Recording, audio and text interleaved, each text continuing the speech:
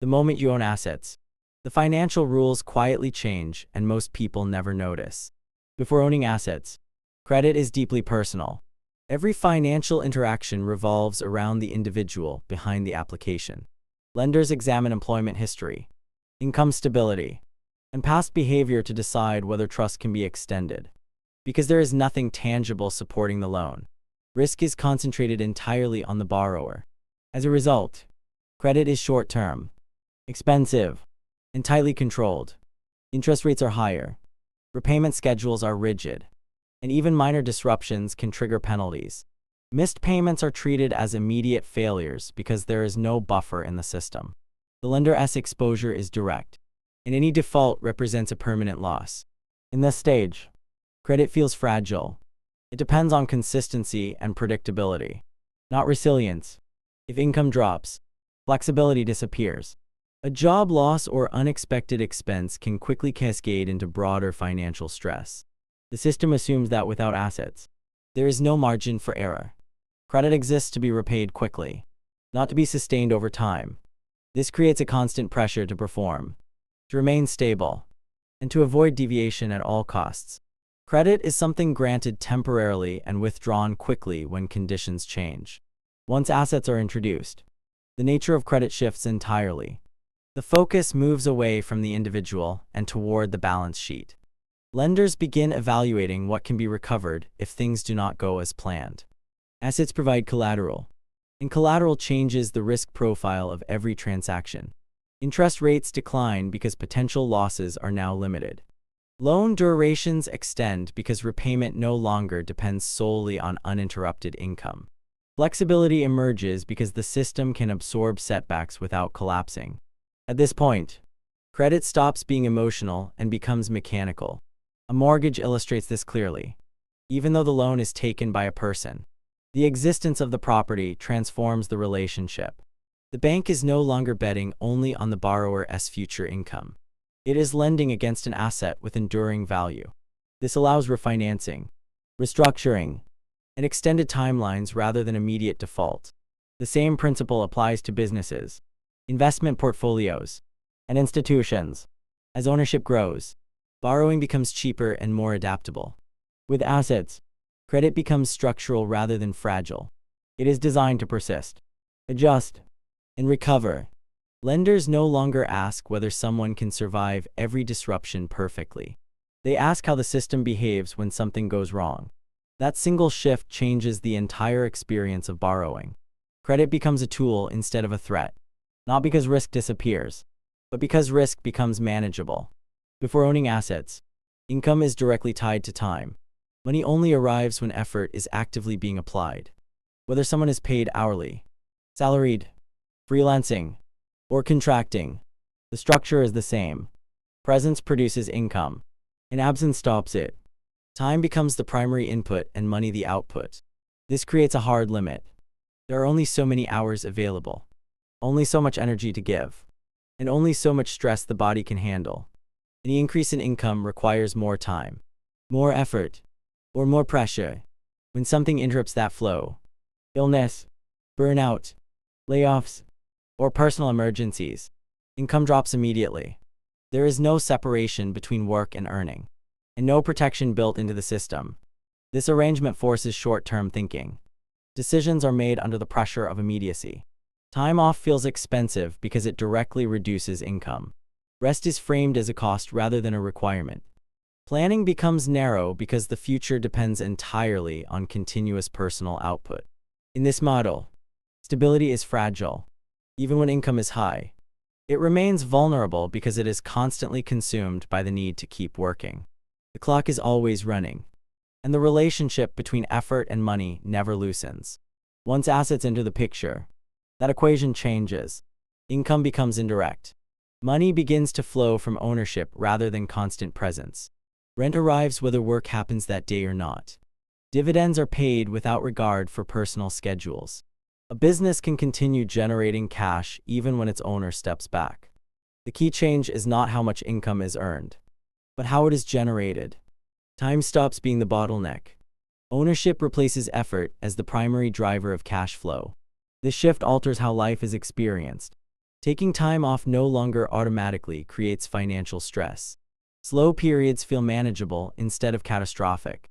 Growth is no longer limited by personal capacity alone. The system continues to function even when attention is divided. Risk also changes form. Instead of worrying about whether work can continue uninterrupted, the concern becomes whether the asset performs over time. That is a slower, more predictable type of uncertainty. When income is no longer perfectly tied to time, decisions become calmer and more strategic. There is room to think beyond the next paycheck. The urgency to convert every hour into money fades. What replaces it is a longer horizon, where effort is applied to improving systems rather than sustaining output. Selling time directly creates pressure. Owning assets creates breathing room. That breathing room is what allows stability to grow without constant exhaustion. Before owning assets, failure carries a heavy price. A single bad decision can erase years of effort. A downturn at the wrong moment can wipe out stability entirely. Income, momentum, and confidence are tightly connected. So when one breaks, everything breaks at once. Losing a job, a contract, or a primary source of income often means starting over from zero. There is no buffer to soften the impact. This makes people cautious by necessity, not by choice. Risk feels dangerous because the consequences are absolute. One mistake can force a complete reset, which is why many people stay in situations they dislike simply because the cost of failure is too high. In this environment, stability is fragile. Progress depends on everything going right at the same time. When income stops, bills do not pause. Obligations continue even when momentum disappears. This creates a mindset focused on preservation rather than growth. Avoiding loss becomes more important than seeking opportunity. People learn to protect what little ground they have rather than expand it. Over time, this leads to stagnation, not because ambition is missing, but because the system punishes experimentation too severely. Once assets exist, failure changes shape. It becomes partial instead of total. A bad investment does not erase everything else. A slowdown reduces momentum but does not end participation. Losses are absorbed rather than multiplied. Assets create buffers that allow mistakes without collapse. Cash flow may dip, but it often continues. Ownership remains intact even when performance weakens. Value is time to recover, instead of being forced out of the game. Adjustments can be made while staying in it. This shift has powerful consequences. When failure is survivable, behavior changes. People try more things. They test ideas, take calculated risks, and learn faster. Mistakes become data instead of disasters. Each attempt adds experience rather than wiping it away. Over time, lessons compound. The person who can survive failure accumulates knowledge, skill, and judgment with every iteration.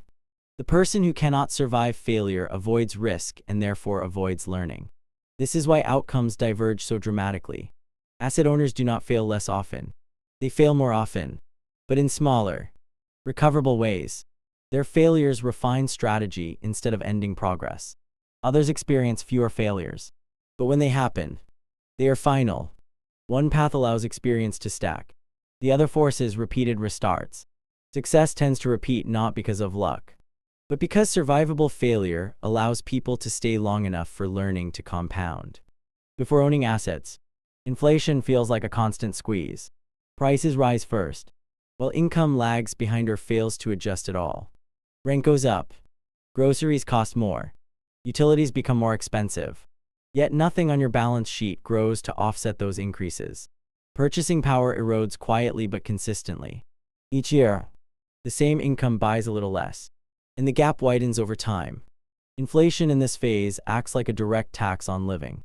It shows up immediately in daily expenses and forces trade-offs that did not exist before. The pressure is visible and personal, and there is very little protection against it. Without assets, inflation only moves in one direction for you. Costs rise, but value does not. Savings held in cash lose strength. Fixed wages struggle to keep pace. Even when pay increases happen, they often arrive late and fail to fully compensate for the accumulated loss.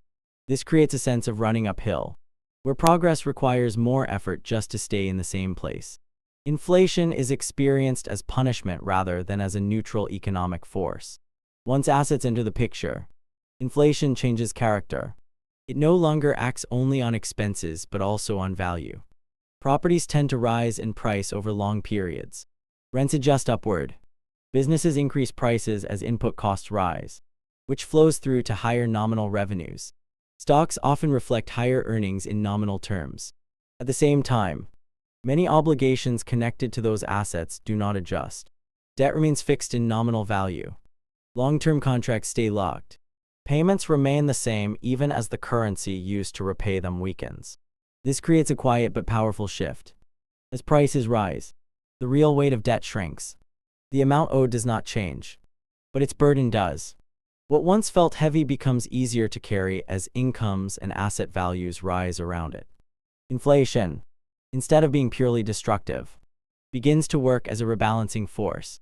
The same inflation that erodes purchasing power for non-owners gradually improves the position of owners by lifting values while holding liabilities steady. This difference compounds over time. People without assets feel inflation immediately and permanently. People with assets feel it slowly and unevenly, and often recover through rising values. The gap widens not because inflation is kind or cruel, but because ownership determines which side of the equation you are on. Inflation is the same force for everyone, yet its effects diverge dramatically based on position. Over long periods, this is why inflation reshapes inequality. Those who own assets experience adjustment. Those who do not experience erosion. Inflation does not change its behavior, but ownership changes how it lands. Before owning assets, money feels like the center of everything. It represents safety, stability, and survival. Bills, rent, food, and transportation all depend on it. So holding onto cash feels like the most responsible thing to do. Every decision is filtered through one question: how much money will I have left afterward? Spending feels risky because cash is the only buffer. Losing it feels like losing progress.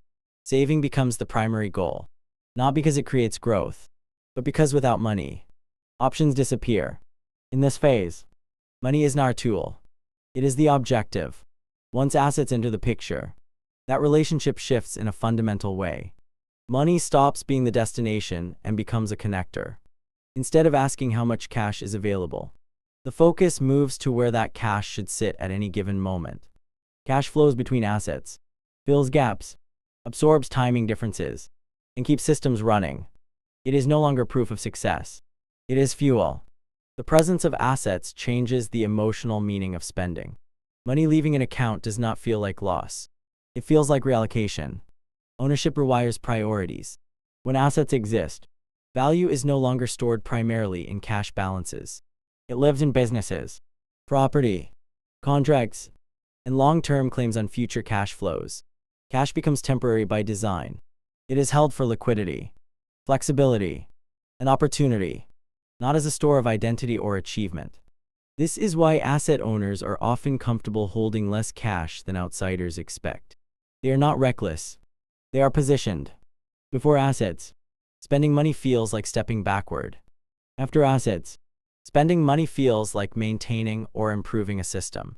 Repairs, upgrades, restructuring, and reinvestment are not seen as setbacks.